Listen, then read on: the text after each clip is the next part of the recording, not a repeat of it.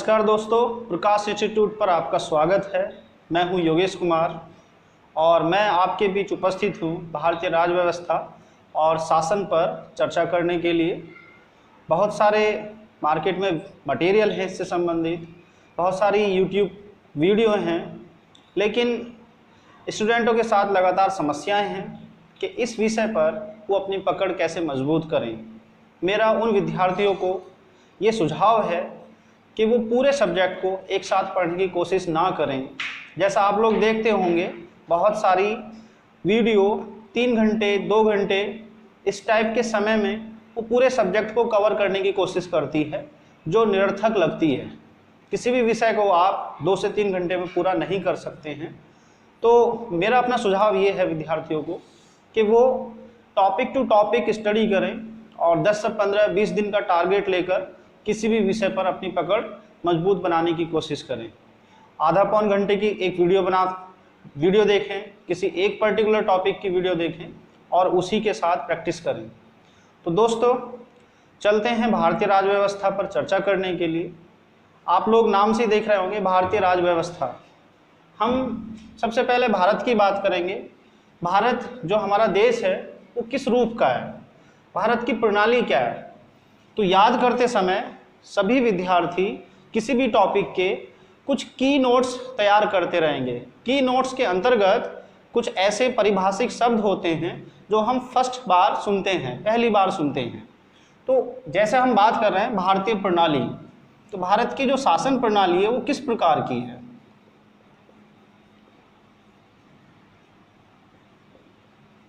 Indian system किस तरीके का है। तो आप लोग देख रहे होंगे भारत एक लोकतांत्रिक गणराज्य है। लोकतांत्रिक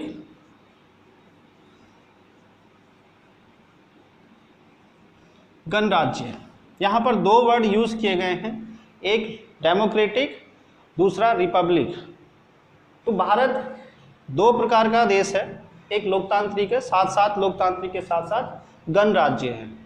तो स्टूडेंटों का ये नोट्स हुआ की नोट्स। अगर कोई आपसे पूछता है कि भारत कैसा देश है, तो आप उसे बता सकते हैं कि भारत एक लोकतांत्रिक गणराज्य है। अब समस्या ये है कि ये वर्ड्स क्या हैं। तो जो पहली बार तैयारी कर रहे होंगे उनके लिए नया होगा, और जो तैयारी कर चुके होंगे उन्हें बात समझ में आती है, वो इसके साथ साथ दोहरा सकते हैं। तो लोकतांत्रिक एक ऐसा शासन व्यवस्था जहां पर लोगों की शासन व्यवस्था में भागीदारी सुनिश्चित की जाती हो, ऐसी शासन व्यवस्था लोकतांत्रिक व्यवस्था कहलाती है। दूसरा वर्ड गणराज्य लिया गया है। किसी देश का जो प्रमुख होता है, जो हेड ऑफ द कंट्री होता है, जैसा भारत में राष्ट्रपति, उसका जो पद है वो वंशानुगत ना होकर लोगों से चुना जाए। तो इस प्रकार की जो व्यवस्थाएं होती हैं वो गणराज्य व्यवस्था कहलाती है। और भारत इन दोनों को भलीभांति देखता है। आप लोग देखते होंगे राष्ट्रपति का चुनाव होता है, वो वंशानुगत नहीं होता है, वो कोई भी व्यक्ति बनाया जा सकता है जो उसमें पात्र हो। दूसरा लोकतांत्रिक, तो मैंने 2 वर्ड यूज किए थे, उसी के की नोट्स कुछ तैयार करते हैं। जैसे हम बात कर रहे थे, लोकतांत्रिक व्यवस्था क्या है, जिसमें जनता की शासन में भागीदारी सुनिश्चित हो, जिसमें ऐसी शासन व्यवस्था जिसमें जनता की शासन में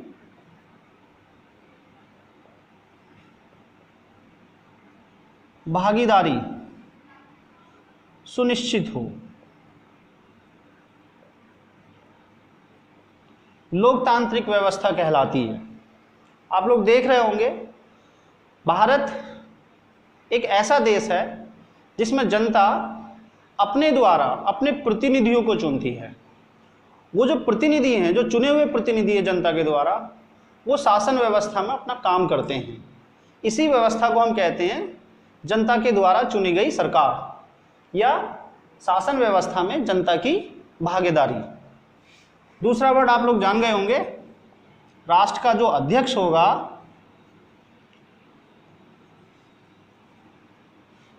उसका वो जनता से चुना जाता है।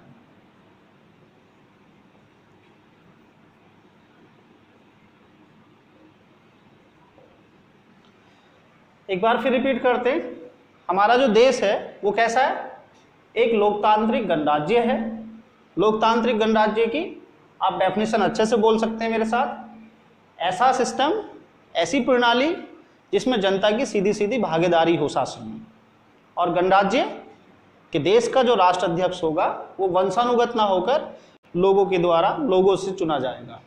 संघीय व्यवस्था के अंतर्गत जो देश है, जो देश की शासन व्यवस्था है, वो छोटे छोटे भागों में बांटी जाती है। आप लोग देखते होंगे भारत में दो प्रकार की सरकारें स्पष्ट रूप से दिखाई देती हैं। सबसे पहले इस संघीय व्यवस्था के अंतर्गत एक केंद्र सरकार का निर्माण किया गया है और दूसरी राज्य सरकार। साथ ही साथ एक तीसरे प्रकार की और सरकार है जिसे हम स्थानीय सरकार के नाम से जानते हैं। तो हम इसमें तीसरा भी स्पष्ट रूप से देख सकते हैं, स्थानीय सरकार। स्थानीय सरकार के अंतर्गत पंचायती राज व्यवस्था को रखा जाता है। पंचायत के अंतर्गत फिर फर्दर उसमें डिवीज़न है, हम उसे आगे पढ़ेंगे। अभी हम इसी वर्ड्स पर रखेंगे। संघ। संघ क्या है? संघ एक ऐसा तरीका है देश का जिसके अंतर्गत एक निश्चित भूभाग हो, लेकिन शासन की दृष्टि से, उसकी सुविधा की दृष्टि से उसे कई छोटे छोटे भागों में बांटा गया हो। तो ऐसे देश जो हैं संघ कहलाते हैं। लेकिन कई बार छोटे छोटे देश मिलकर एक शासन व्यवस्था के अंतर्गत काम करते हैं। ऐसे देश संयुक्त कहलाते हैं, यूनाइटेड कहलाते हैं। तो आप लोग जब भारत की बात करेंगे कि भारत कैसा देश है, तो भारत एक संघीय देश है। इस बात का कहने का मतलब ये है कि भारत की जो राज व्यवस्था है वो कैसी है? वो संघीय व्यवस्था के रूप में है। जबकि यूनाइटेड का मतलब ये होता है कि बहुत सारे देश व्यक्तिगत रूप से अलग अलग एक सरकारों में काम करते हैं, लेकिन फिर भी वो एक देश के रूप में भी जुड़े होते हैं। तो ऐसी व्यवस्थाएं संयुक्त व्यवस्थाएं कहलाती हैं, यूनाइटेड व्यवस्थाएं कहलाती हैं। तो अभी तक हम लोग भारतीय राज व्यवस्था और शासन के अंतर्गत दो बातें जान पाए हैं कि भारत का रूप कैसा है। कैसा है? लोकतांत्रिक गणराज्य। दूसरी बात हम जान पाए हैं कि भारत की जो राज व्यवस्था है उसको चलाने के लिए जो व्यवस्था अपनाई गई है वो कैसी है? संघीय व्यवस्था है। अभी तक हम दो बात स्पष्ट रूप से जान चुके हैं और मैं उम्मीद कर रहा हूँगा कि आप लोग भी इस बात को अच्छे से समझ रहे होंगे। इसी के साथ हमारे पास देश बन गया है, उसकी व्यवस्था समझ में आई। व्यवस्था को चलाने के लिए हमें एक शासन की ज़रूरत है, एक कार्यपालिका की ज़रूरत है। तो भारत की जो कार्यपालिका है, जो शासन व्यवस्था है, वो कैसी है? अब हम इस पर चर्चा करेंगे। शासन व्यवस्था कैसी है?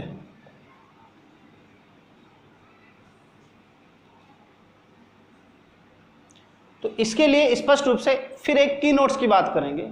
भारतीय शासन व्यवस्था संसदीय शासन व्यवस्था है।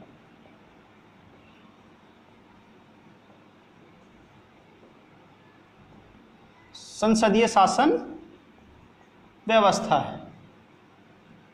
अगर हम इतनी बात याद रखते हैं तो हमें यह भी समझ में आएगा कि भारत में शासन का रूप कैसा है। तो उसके लिए एक वर्ड्स कि संसदीय व्यवस्था है। दुनिया भर में दो तरीके की व्यवस्थाएं शासन में अपनाई जा रही हैं। एक अध्यक्ष के रूप में अपनाई जाती है जिसे हम अध्यक्षात्मक शासन व्यवस्था के रूप में जानते हैं, प्रेसिडेंशियल एडमिनिस्ट्रेटिव रूप में जानते हैं, और दूसरी हमारी पार्लियामेंट्री सिस्टम की बात कर रहे हैं, संसदीय शासन व्यवस्था की बात कर रहे हैं। तो भारत में राज व्यवस्था को चलाने के लिए संसदीय व्यवस्था को अपनाया गया है। इसके अंतर्गत क्या करते हैं? विधि निर्माण का जो लॉ मेकिंग का काम है, विधि निर्माण का जो कार्य है, वो किसका है? केवल और केवल संसद का है। विधि निर्मात्री संस्था है। शासन को चलाने के लिए जो भी संविधान के अंतर्गत संसद को राइट्स दिए गए हैं, अधिकार दिए गए हैं, उसके अंतर्गत वो कुछ लॉ मेकिंग का काम करती है, कुछ विधि निर्माण का कार्य करती है। उसी के आधार पर देश की शासन व्यवस्थाओं को चलाया जाता है। ऐसी व्यवस्था संसदीय शासन व्यवस्थाएं कहलाती हैं। अगर हम इसी बात को देखते हैं तो भारत में जो संसद है उसका किस तरीके का रूप है, तो भारत में चूंकि विधि निर्माण का कार्य केवल और केवल संसद के पास है, इसलिए हम कहते हैं कि शासन व्यवस्था में भारत में संसद सर्वोच्च संस्था है। संसद सर्वोच्चता का सिद्धांत,